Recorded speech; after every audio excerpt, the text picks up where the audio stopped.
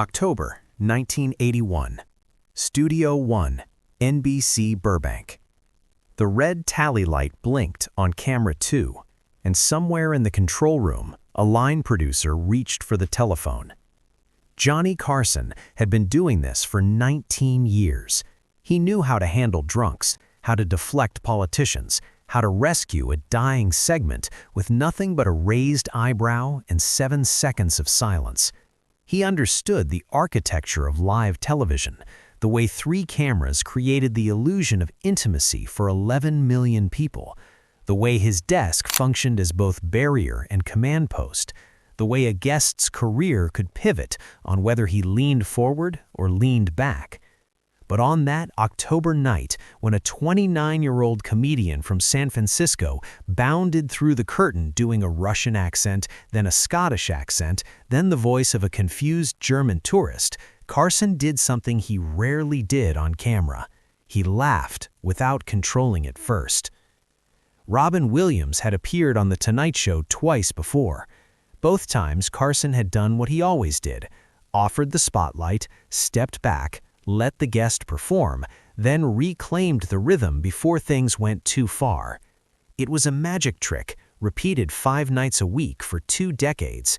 Make the guest look good, keep the audience comfortable, protect the show's tone, and never, never lose control of the room. Carson's power was not in what he said, but in what he chose not to say. His silences were famous. His timing was surgical. When he tapped his pencil on the desk, the segment was over. When he adjusted his tie, the interview was about to turn.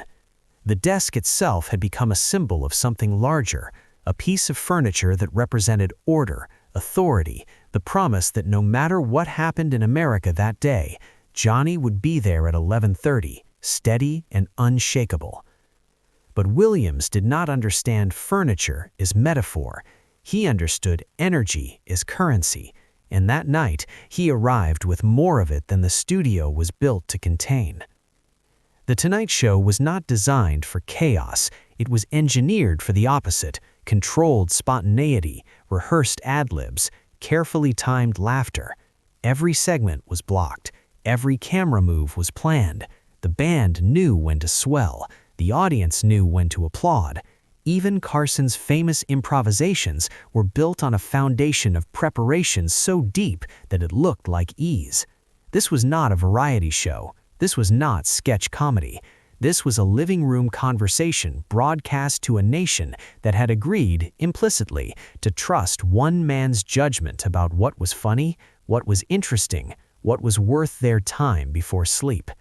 And for 19 years, that trust had been absolute.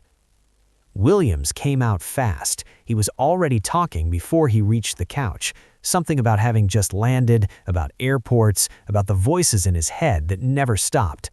Carson smiled, extended his hand, and tried to establish the rhythm.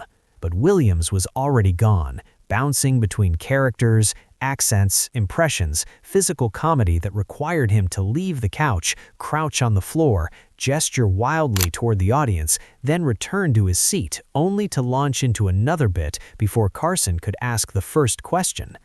The audience, conditioned by 2 decades of Carson's controlled pacing, did not know how to respond at first. They laughed, then paused, then laughed harder, sensing they were witnessing something unusual, something that existed outside the normal contract of late-night television. In the control booth, the director was making decisions in real time. Which camera to use when the guest was no longer sitting in the guest chair. How to frame a man who was now doing a handstand against the desk. Whether to cut to Carson's face, which was cycling through expressions, amusement, surprise, something close to concern, or stay on Williams, who was now interviewing an invisible person in the voice of a French waiter. The script supervisor had stopped taking notes.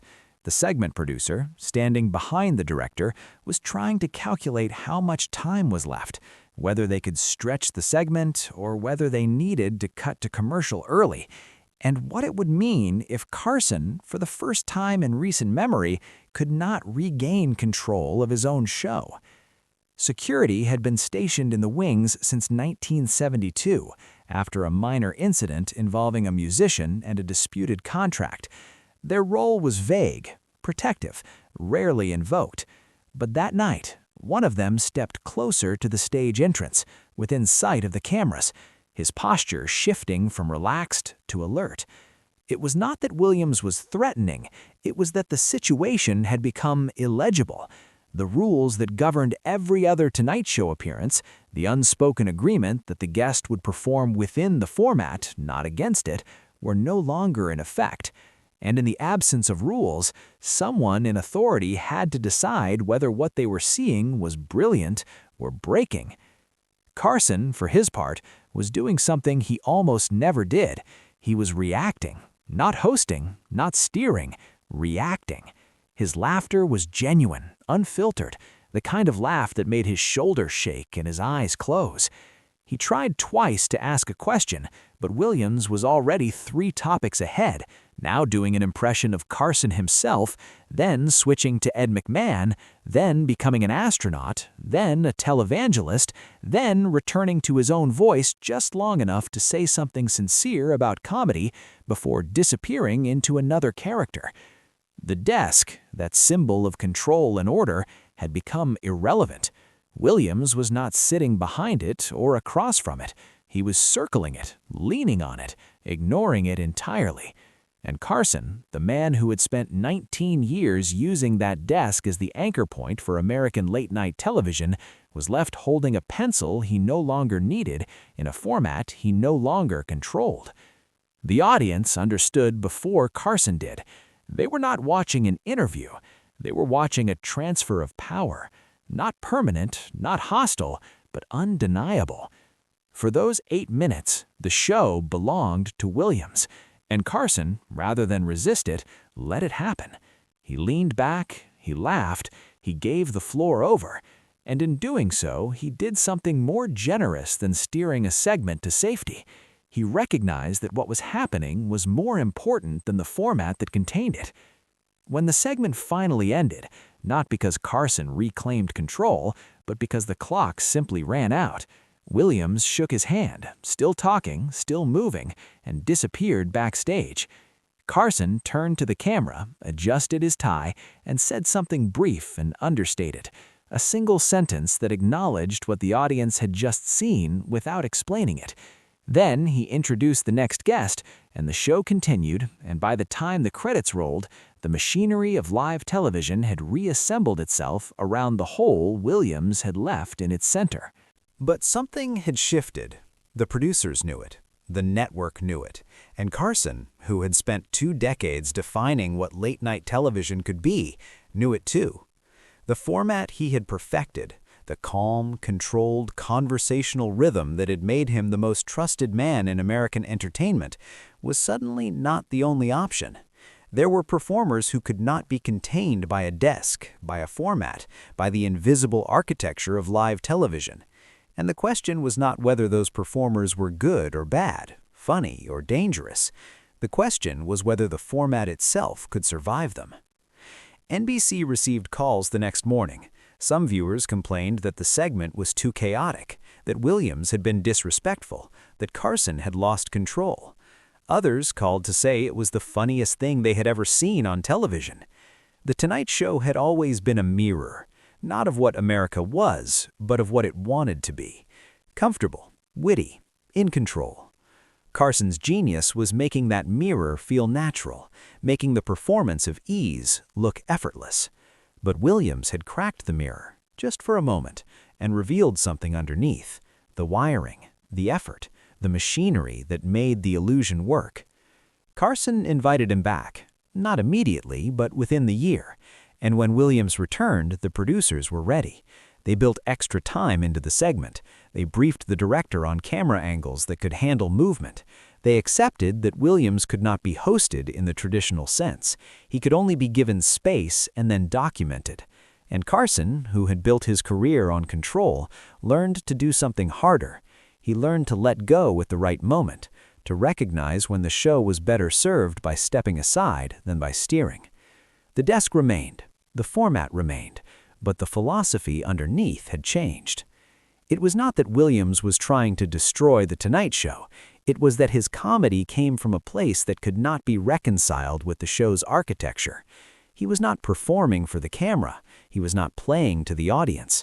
He was channeling something, voices, characters, energies that existed independent of the format, and the format either had to accommodate that or reject it entirely. Carson chose accommodation, not out of weakness, but out of something that looked, from a distance, like wisdom. The pencil on the desk had always been a signal. When Carson picked it up, the segment was ending. When he tapped it, the guest knew to wrap up. When he set it down deliberately, he was giving the guest more time. It was a small object, barely visible on camera, but it represented the entire philosophy of the show. Control disguised as casualness, authority disguised as conversation. After the Williams appearance, Carson still used the pencil, but he used it differently. He learned when to set it down and leave it there, when to let the segment run longer than planned, when to trust that the audience would follow even if the path was unclear. The pencil had always been a tool for ending things. Now it became a tool for allowing them. Years later, after Carson retired and Williams had become one of the most famous performers in the world, interviewers would ask both men about that night. Williams remembered it as one of the most terrifying and exhilarating experiences of his early career. Walking onto that stage, feeling the weight of Carson's reputation, and deciding the only way through was to become so fast, so unpredictable, that fear could not catch him. Carson remembered it differently. He remembered realizing mid-segment that he had two choices: fight for control and turn the segment into a struggle, or surrender control and see what happened. He chose surrender. Not because he had lost, but because he understood that the moment was bigger than his authority, and his authority would survive the moment. The Tonight Show continued for another 11 years after that night. Carson refined the format, adjusted it, made room for performers who could not be contained by the old rules. But the desk remained. The pencil remained. The curtain, the couch, the band, the applause sign, all of it remained, because the symbols mattered more than the disruptions. America did not watch The Tonight Show because it was unpredictable. America watched because it was steady, because no matter what happened during the day, Watergate, inflation, hostages, assassinations, scandals, Johnny would be there at 11:30, calm and in control, proving that order still existed somewhere. But on that October night in 1981, order had paused, just for 8 minutes. And the fact that Carson allowed it, that he leaned back and laughed and let the chaos unfold without intervening, revealed something more important than control. It revealed trust.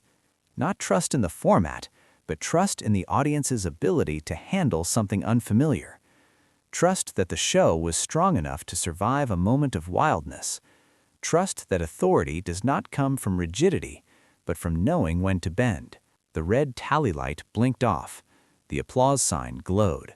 The band played into the commercial break.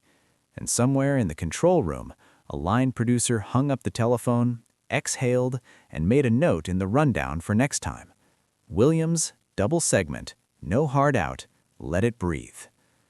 The desk stood exactly where it always had, but the room around it had changed. And Johnny Carson, who had spent 19 years building the most controlled show in television history, had just proven that control means nothing if you are afraid to let it go.